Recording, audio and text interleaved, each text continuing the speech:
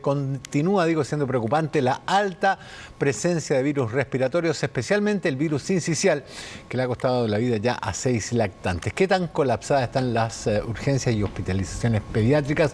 Lo vemos con María Lupe Heredia, jefe de la urgencia pediátrica de la clínica alemana. ¿Cómo estás, María Lupe? Muy buenos días. Buenos días, Rafael. Aquí te dije Malupe, por un amigo mío. María Lupe. María Lupe. María Lupe, a ver.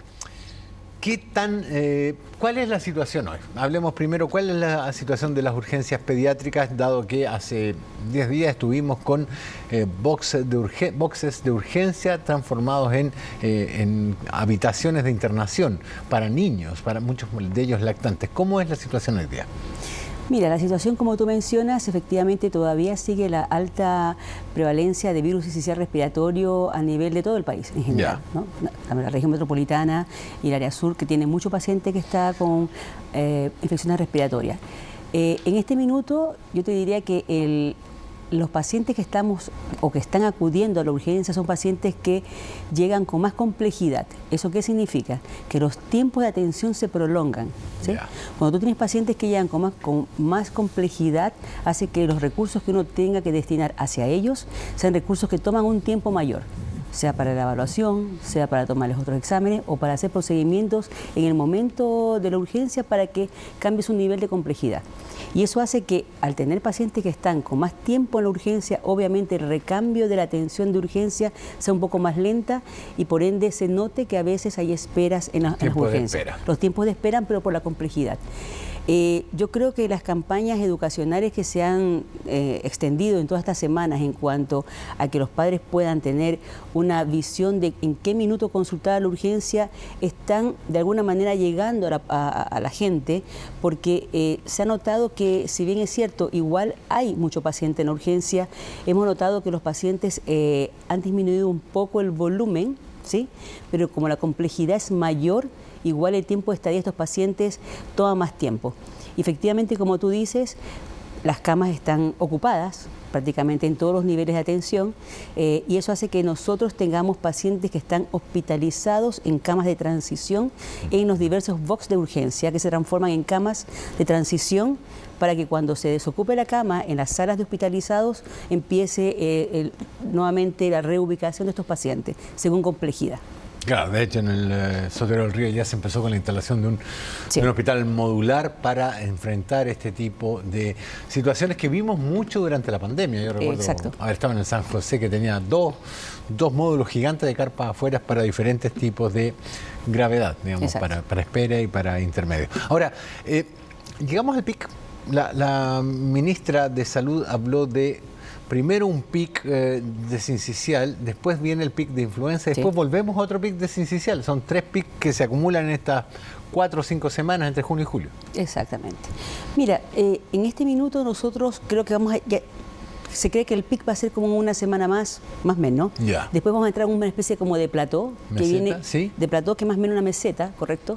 Que eso viene de la mano también con todo lo que va a venir después, que son los niños ya se van a su casa, hacen las vacaciones de invierno, por ende el contagio de la sala escolar disminuye porque ya están en sus hogares, por decirlo así, o están en lugares que están con más espacio. Entonces ese plató va a ser más o menos esa temporada.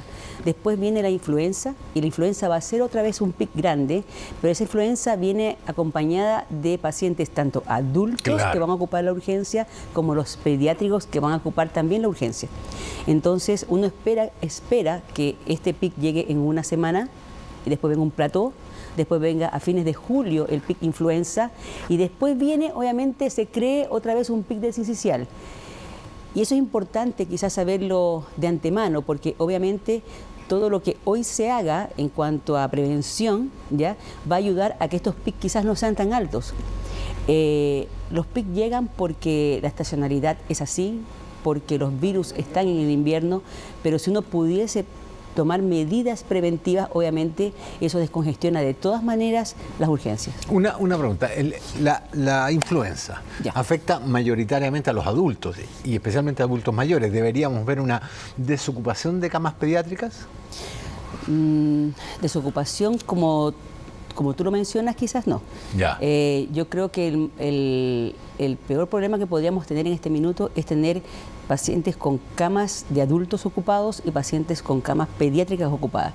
Si bien es cierto, la vacuna influenza nos ayuda justamente a eso, porque un paciente que se vacuna contra la influenza nos impide que tenga síntomas de influenza, claro. Pero lo que ayuda montones es que justamente que su influenza no se complique, que no haga neumonía grave por influenza, que haga que este paciente ocupe una cama crítica o una cama de otro nivel.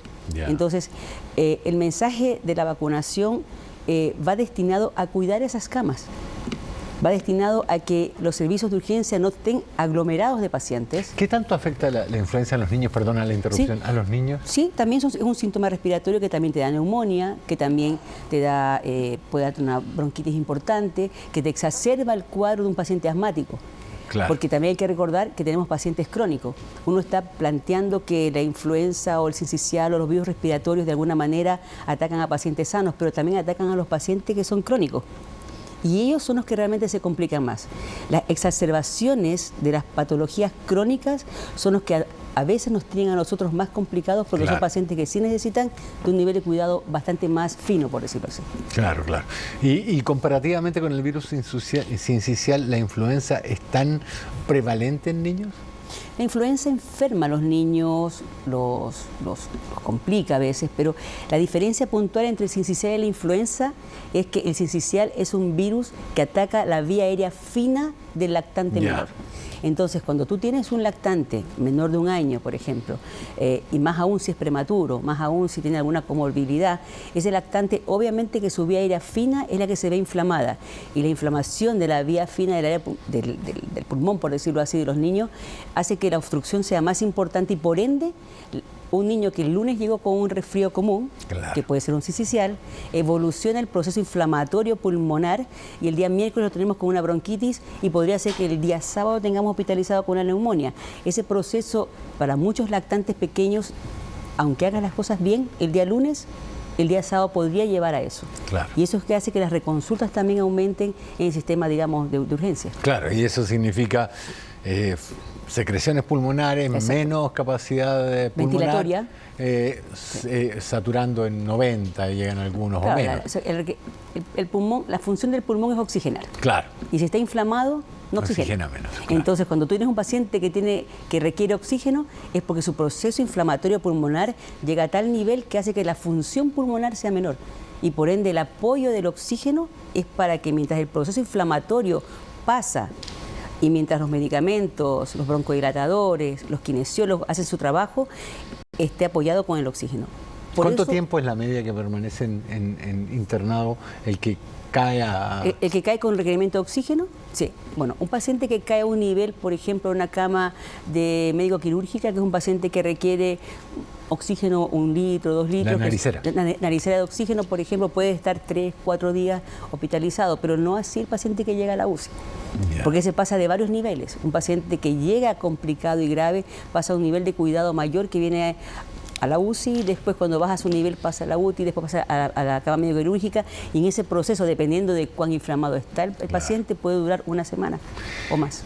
En la estadística, en la experiencia estadística, ¿sirven las vacaciones de los niños? ¿Sirve adelantar las vacaciones cuando estamos en estos procesos? Sirve el que estén menos aglomerados.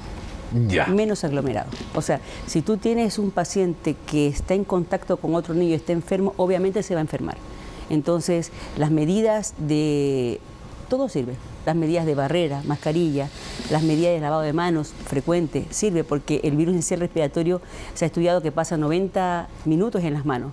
Entonces, 90 minutos. Y pasa aproximadamente 6 horas en superficies lisas y 8 en superficies rugosas. Entonces, por ende, la barrera que es la mascarilla ayuda porque yo te estoy contagiando menos. Claro. Y tú me estás contagiando menos a mí. Si yo me lavo las manos frecuentemente, como lo aprendimos en la pandemia, 20 minutos con agua y jabón, entonces si yo tengo un virus en este minuto y lo tengo acá, obviamente lo retiré en el momento que me lavé las manos. Si yo tengo esto y lo voy limpiando frecuentemente con algún desinfectante en una zona lisa, yo tengo esta zona libre. Entonces, si yo en una sala cuna mantengo un promedio de limpieza frecuente de las mesitas, de los juguetes con desinfectante, enseño a mis niños a que se estén lavando las manos en pausas por lo menos cada media hora, cada hora, por ejemplo, y usan las mascarillas, los niños que pueden utilizar mascarilla, todas esas medidas van al mismo fin, a que se enfermen menos, se contagien menos, agrupen menos pacientes en la urgencia y así la escalada de cuidados, digamos. María Lupe, yo viajo en metro y veo casi todos los días a personas con niños en coche, niños que todavía no caminan o que recién están aprendiendo a caminar. A las 6 de la tarde eso significa un nivel de aglomeración fabuloso. ¿No debería ser obligatorio usar mascarilla en el transporte público precisamente para evitar contagiar a estos niños o contagiarnos entre nosotros y hacer que los adultos lleven ese virus a la casa? Así es. Yo creo que la mascarilla demostró en la pandemia que sirve de mucho, el hecho que nosotros, yo creo que hay cosas que son inevitables. O sea, a las 6 de la tarde, un metro lleno, es inevitable. Claro. Porque es la hora de salida, uno va, lo toma y lo toman todos al mismo horario. Entonces, por lo menos, si en los centros de aglomeración, en los grupos de aglomeración, metro, micro, mall, etcétera, la gente pudiera, si son zonas que están muy aglomeradas, tener esta barrera como la mascarilla, indudablemente va al fin de cuidar a estos niños de que no se contagien. Muchas mamás en esos coches, por ejemplo, también tienen estas como unas como películas que protegen al niño. Obviamente eso también es su mascarilla al final. Claro. Entonces yo creo que todas esas medidas de barrera van en la misma línea. Limpieza de las manos, ventilar las zonas, ¿ya? Que los niños tengan de alguna manera una protección adicional y que los adultos que pueden se deben vacunar, de todas maneras. Ya. Recordemos, eso sí, que no es necesario que la ley le obligue. Si usted simplemente adquiere conciencia del problema, colabora muchísimo usando la mascarilla. Exacto. Doctora María Lupe Heredia, jefe de la unidad pediátrica de la Clínica Alemana, muchísimas gracias por haber venido. Pasaste. Muchas gracias, Rafael. Estos momentos de docencia son súper importantes para que la comunidad tome las mejores decisiones. Claro. Muy bien, continuamos.